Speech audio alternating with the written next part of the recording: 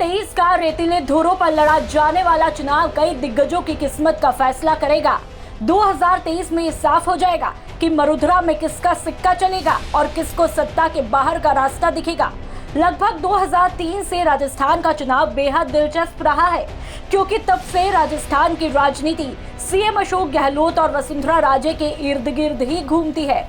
लेकिन इस बार तस्वीर कुछ अलग है। इस बार चर्चाओं में 3 नामों की किस्मत का जिक्र सबसे ज्यादा हो रहा है: अशोक गहलोत, वसुंधरा राजे और सचिन पायलट। सबसे पहले बात सीएम अशोक गहलोत की, जो राजस्थान के तकरीबन 28 सालों के रिवाज को तोड़ना चाहते हैं और इसकी बानगी राजस्थान की राजधानी से ही दिखना शुरू हो जाती है, जहां पर बड़े बड़े होर्डिंग देखने को मिलते हैं, जिन पर सीएम अशोक गहलोत की योजनाएं और घोषणाएं अटी पड़ी है।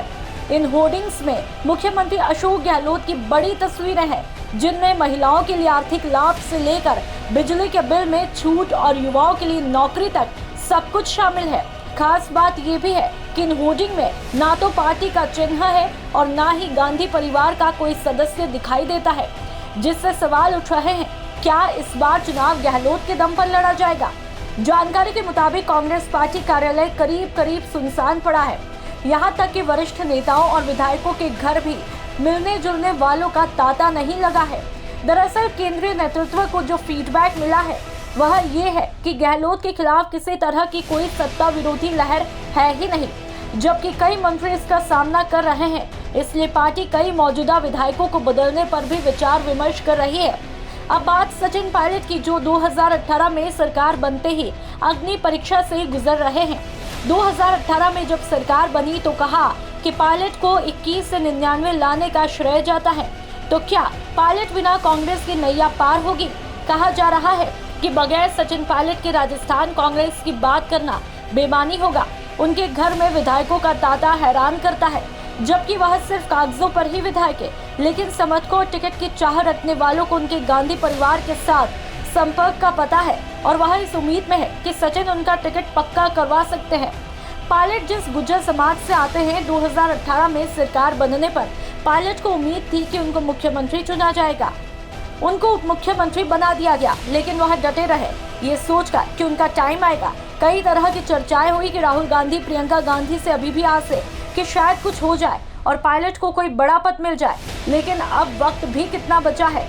इस बीच पायलट की पार्टी बनाने की कई अटकलें भी लगी।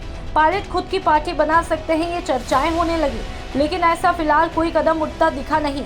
अब कांग्रेस में बने रहे तो उनके लिए क्या बचता है, कितना बचता है, ये देखना दिलचस्प होगा। अब बात महारानी यानी वसुंधरा राजे की। पायलट की तरह ही वसुंधरा राजे की भविष्य पर भी सवाल उठ रहे हैं कि आखिर महारानी का भविष्य अब क्या होगा। एक म्यान में 2 तलवार और वसुंधरा राजे की धार, जहां एक तरफ बीजेपी गहलोत सरकार के भ्रष्टाचार और पायलट के भविष्य पर तो बात कर रही है, लेकिन जब रानी साहिबा की बात आती है तो खामोश होते हैं। वसुंधरा राजे को राजस्थान की राजनीति में नजरअंदाज करना कठिन है। फिलहाल वे भक्तिमय दिख रही हैं। पूर्व मुख्यमंत्री कभी ऋषिकेश तो कभी झारखंड में वह पार्टी के काम में चुपचाप लगी है, लेकिन जैसा कि वह पार्टी के भीतर ही चुनौतियों का सामना कर रही है, ऐसे में उनके भविष्य पर सवाल है।